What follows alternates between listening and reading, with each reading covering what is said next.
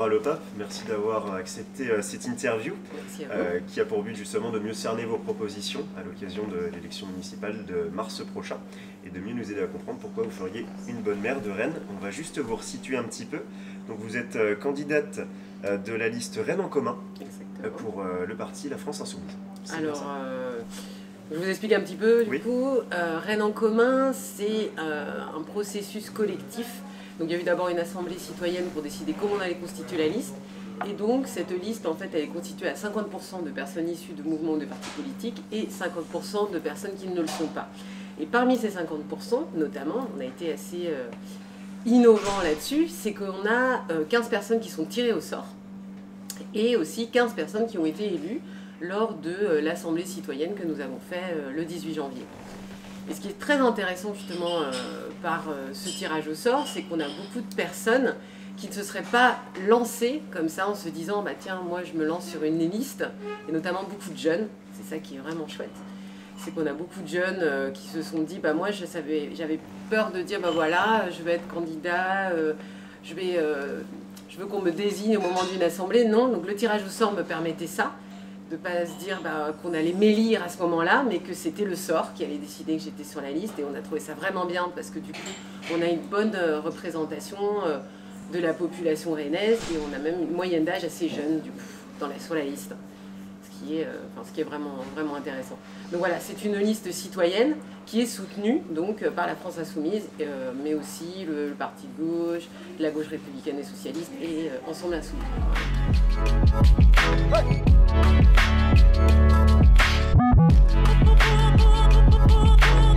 Un mot pour décrire Rennes. Moi, quand j'ai décidé de venir à Rennes, c'était cette ville quand même populaire, une grande ville, mais une ville populaire. Et malheureusement, je trouve que petit à petit, elle devient de moins en moins populaire. C'est-à-dire que c'est une ville qui est moins accessible, où c'est de plus en plus difficile de se loger, où la place de la culture est réservée à une certaine élite. Voilà. Et nous, dans notre programme, on veut vraiment que la culture soit accessible à toutes et à tous. On a envie de mettre le paquet sur l'éducation populaire notamment, sur l'émancipation aussi par la culture, sur la création.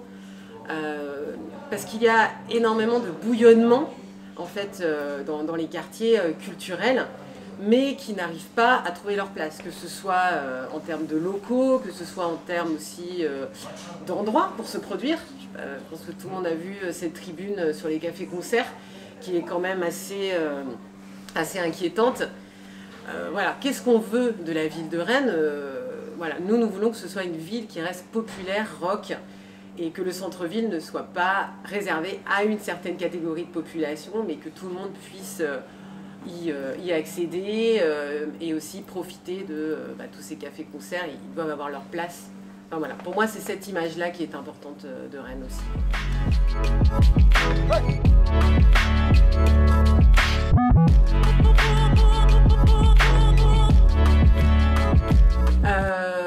Moi, je dirais reggae, dans le sens que c'est assez tranquille, mais rythmé aussi, parce qu'il y a énormément de points, qu'on a des personnes très différentes aussi, que c'est une musique que j'aime beaucoup et qui pour moi me rappelle vraiment les racines, ressources, le naturel.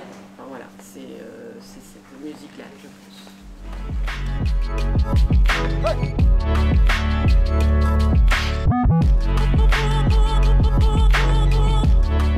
Nous avions écrit, donc suite à cette tribune, nous avons écrit un communiqué, c'est notre premier communiqué de l'année, nous avons inauguré l'année là-dessus, en disant que voilà, c'est ce que nous voulions que Rennes reste, comme je vous ai dit, accessible à toutes et à tous.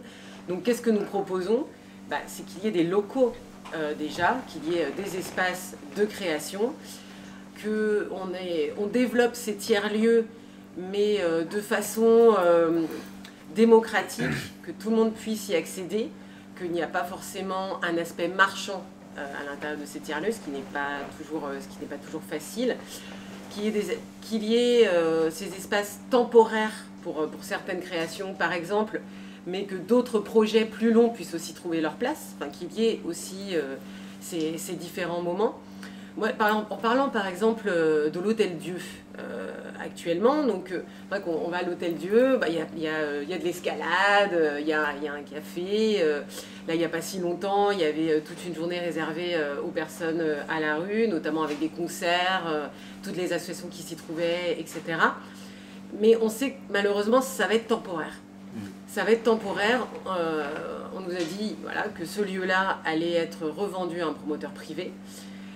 Et nous, là, c'est là qu'on se dit qu'il y a un problème. C'est-à-dire qu'on ne peut pas tout laisser au promoteur privé alors que c'est un bâtiment public à l'origine et qu'il faut faire une mixité des usages. C'est-à-dire que, bien sûr, qu'il faut du logement, pour que tout le monde puisse être logé et notamment à des coûts accessibles, mais il faut aussi qu'il y ait des locaux pour les associations. C'est très important qu'il y ait ces moments où les personnes peuvent se rencontrer, peuvent créer ensemble.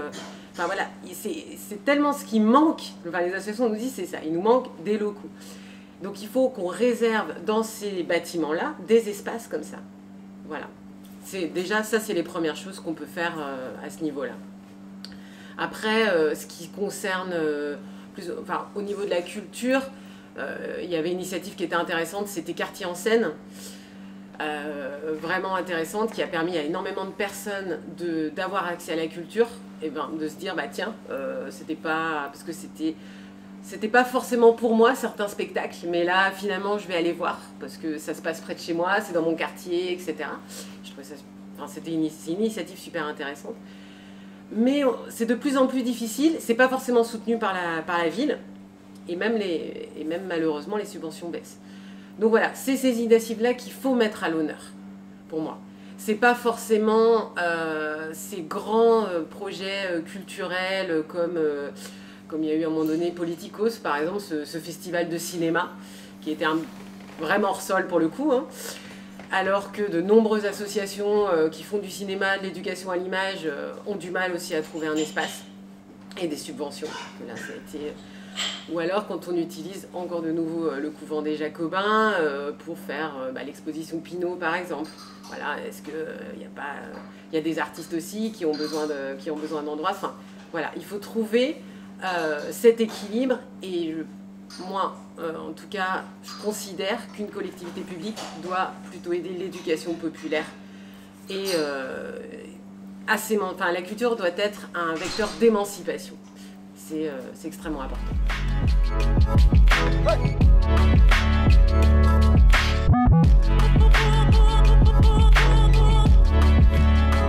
Alors pour le domaine associatif, c'est ce qu'on nous a dit, c'est toujours un peu la même chose. Je ne vais pas me répéter, en effet, hein, il faut des locaux, il faut des espaces réservés pour les associations. En ce qui concerne les subventions, plus de transparence, bien sûr, je pense, voilà, c'est aussi à construire avec les acteurs associatifs. Nous voulons remettre à plat notamment la charte des engagements réciproques, qui date un petit peu de 2005. Notamment, on s'est aperçu que dans cette charte-là, il n'y a rien sur l'écologie ni sur l'environnement. Je me suis dit, waouh. Donc il y a vraiment des choses à remettre au goût du jour. Et voilà, donc ça, ce sera un travail important à faire dès le début du mandat, c'est-à-dire de mettre en place les états généraux de la vie associative pour qu'ensemble on puisse construire cette charte d'engagement réciproque avec ce que vous voulez en tant qu'association et ce que nous portons comme projet politique pour la ville de Rennes. Voilà, ce qu'il y a au niveau associatif, voilà, c'est aider toutes ces structures locales aussi, MJC, maison de quartier, tout ça c'est à mettre en réseau, c'est à ouvrir, c'est à permettre que tout le monde y trouve sa place. Voilà, je pense que c'est ce que nous portons en tout cas, quoi. C'est extrêmement important ces structures de proximité. Il faut surtout pas qu'un quartier devienne un quartier dortoir, par exemple. Il faut absolument qu'il y ait ces maisons où on se retrouve, voilà, où il y a des associations qui ont leur place, mais aussi tout ce qui est aspect culturel et sportif également, très important aussi la place du sport, quoi. Voilà.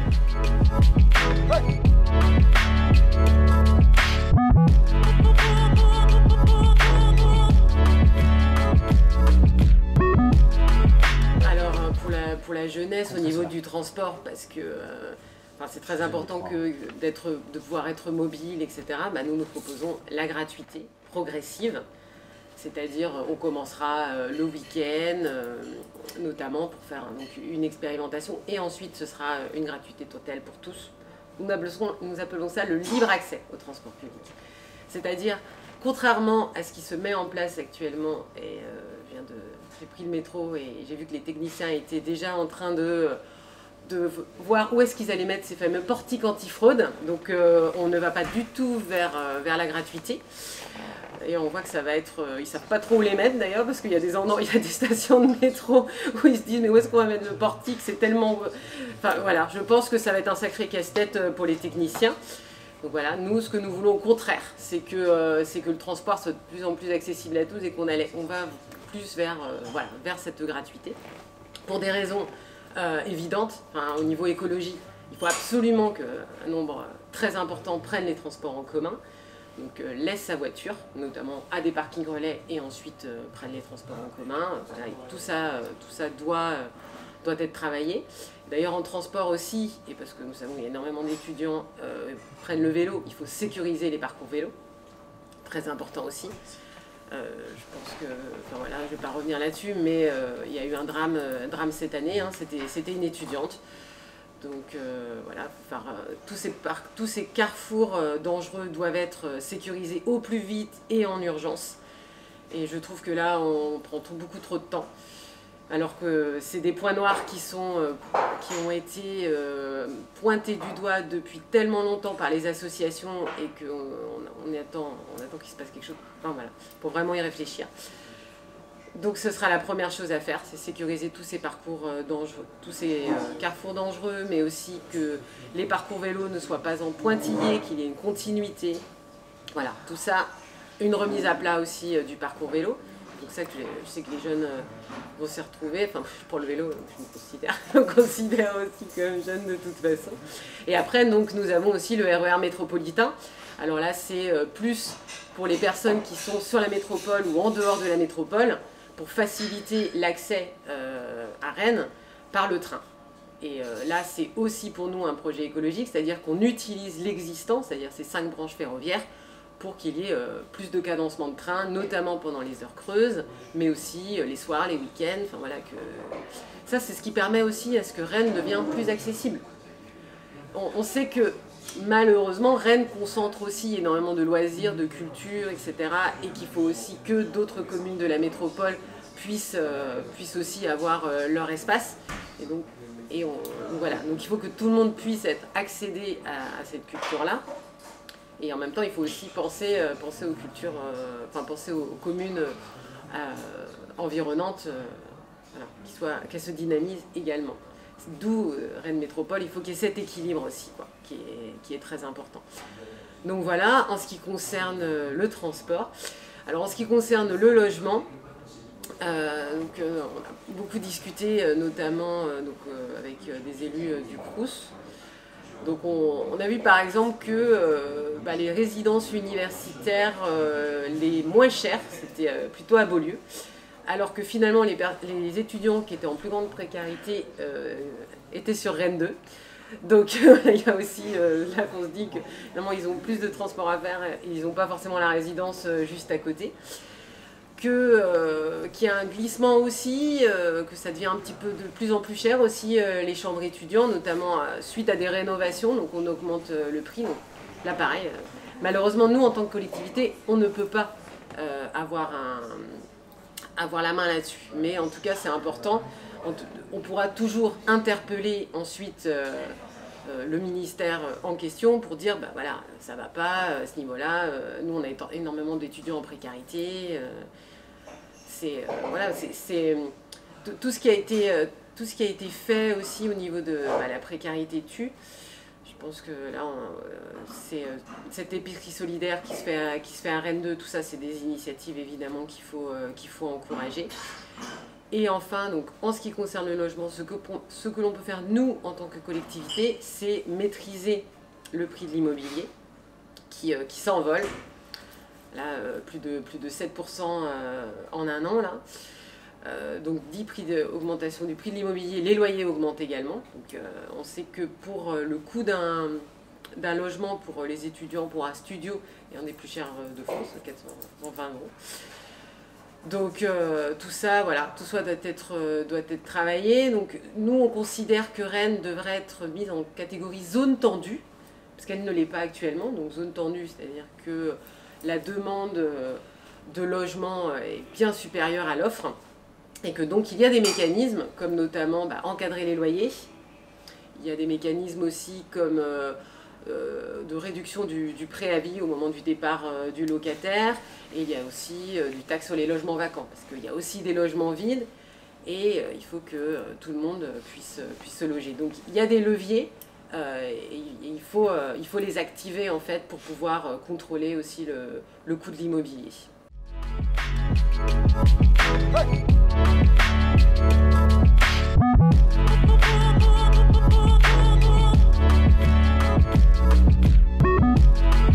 Alors, nous, on a tout un chapitre sur rendre la ville de Rennes plus démocratique. C'est notre leitmotiv. C'est ce qui aussi explique comment on a constitué la liste, etc. Enfin, c'est qu'on avait vraiment envie d'ouvrir un maximum pour que nombreuses personnes s'accaparent aussi. Décider pour Rennes, pour nous, c'est vraiment important. Donc on a plusieurs propositions, plusieurs mesures. La première, ce sont les votations citoyennes. Et on considère que quand il y a un grand projet d'investissement qui dépasse un mandat, donc c'est-à-dire au niveau de la métropole, pour vous donner un chiffre, ce serait plus de 80 millions d'euros. Là, on est... C'est-à-dire, par exemple, le couvent des Jacobins. Est-ce que vraiment, est-ce qu'on n'aurait pas pu en faire autre chose, par exemple? Nous, on considère que oui. Après, c'est vrai que la ligne du métro, mais c'est quand même intéressant d'en discuter. Tout ce qui est le quartier Euro-Rennes, ce quartier d'affaires, est-ce qu'il ne faut pas aussi qu'il y ait des débats là-dessus? Enfin, l'incinérateur aussi, sur travailler un peu notre politique des déchets. Est-ce qu'on va vers le tout incinération? Et là, il y a eu plus de 80 millions d'euros pour rénover l'incinérateur, alors qu'il faut mettre de l'argent plutôt dans une politique zéro déchet. Donc voilà, c'est la votation citoyenne. Nous mettons aussi dans les votations citoyennes le fait de la possibilité de révoquer des élus à mi-mandat. Donc c'est-à-dire, c'est un peu ce qui se passe au niveau du référendum d'ADP, c'est-à-dire qu'on recueille un nombre de signatures, et ensuite il y a une votation sur un élu ou plusieurs. Voilà. C'est aussi pour nous ouvrir la démocratie, c'est-à-dire qu'on ne se dit pas, nous on est élus pour 6 ans, voilà, on est intouchable, vous pouvez pas, voilà. C'est pas l'idée, quoi. C'est aussi que les habitants, les Rennaises et les Rennais puissent se dire, non, vous n'avez pas tenu vos engagements, et du coup, au revoir, quoi. Voilà. Sinon, le budget participatif, il faut le rendre plus souple aussi, par exemple, parce que là, c'est que sur, par exemple, des frais d'investissement, alors que énormément de projets ont besoin de frais de fonctionnement. Par exemple, quand on parler de distributeurs de protection hygiénique gratuite pour les femmes, par exemple. Donc il y a des frais d'investissement, mais ça a été retoqué. Donc on n'a pas accepté ce projet-là parce qu'il fallait une personne pour mettre justement les protections à l'intérieur. Donc là, c'était des frais de fonctionnement. Donc il y a et en général, quand on décide de construire un projet, on a envie que ça dure, donc il y a forcément des frais de fonctionnement derrière. Donc ça, ce sera à voir aussi. Au niveau de la transparence, quoi vous dire? De toute façon, il y aura une transparence totale dans le fait que, pour nous, par exemple, chaque projet immobilier doit être co-construit avec des riverains. On a pu voir qu'il y a énormément de contestations sur des projets, que Rennes va trop vite, il y a des grandes tours, alors qu'on n'a pas forcément prévu les infrastructures. On n'arrive pas à trouver de la place, par exemple, pour faire du sport dans les gymnases. C'est ce que vous aviez, le collectif de Haute-Sensée. Il y a une liste d'attente pour pouvoir faire du sport. Ou alors, dans les écoles, ça devient compliqué aussi. Donc tout ça, c'est à anticiper et à co-construire avec les habitants. Mais c'est génial, en fait, parce que c'est pas nous, on arrive avec un projet, voilà, vous l'acceptez, point. C'est qu'il faut aussi se dire, cette piste cyclable, il faut qu'elle soit comme ça. Ou alors cette sortie de parking, ou Il faut faire attention aussi au niveau de la hauteur, parce que du coup, mon voisin, il n'a plus la vue, ou alors c'est devenu obscur dans son salon. Enfin, il faut penser à tout ça, en fait. Et malheureusement, actuellement, il y a des tours qui poussent, et on ne prend pas le temps de voir comment on aménage la ville. Et donc, c'est ça. La transparence, oui, mais c'est aussi surtout la co-construction avant. C'est-à-dire qu'à ce moment-là, ce sera forcément transparent, puisqu'on dira, voilà, il y a ce projet-là, qu'est-ce que vous en pensez? Et il sera forcément modifié. Mais il sera modifié et tout le monde sera content aussi à la fin, et c'est ça qu'il faut, quoi. Faut que les habitants puissent se réapproprier leur ville, parce que sinon, le cadre de vie